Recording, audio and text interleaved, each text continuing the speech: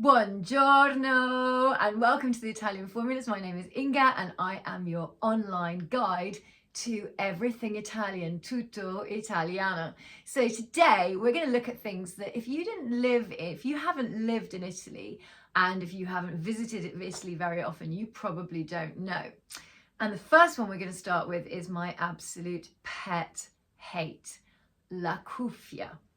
So when I lived in Italy, I used to go to the swimming pool with my children quite a lot.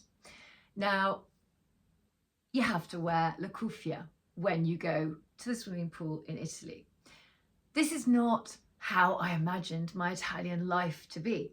I didn't want to wear la cuffia.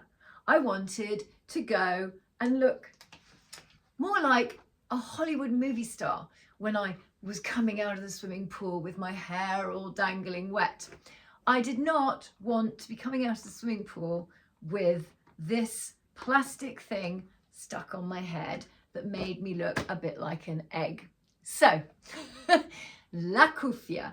This is something that in Italy you have to wear if you go to the swimming pool. So it doesn't matter if you're wearing your Versace swimsuit and your high heels and you have your Gucci goggles on, you still have to wear la cuffia. So this was something I really struggled with.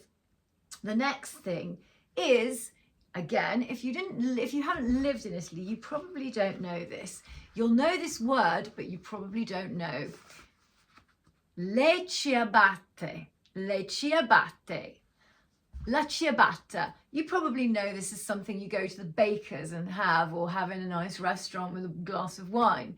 But the real meaning of the word is like a flat slipper. And if you look at it, it does kind of look like a ciabatta.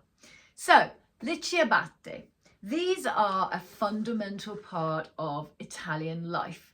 You cannot go to the swimming pool without le ciabatte and la cuffia.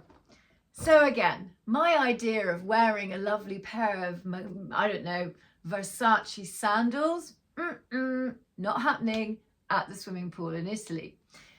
Also, le ciabatte, part of what you wear in the house.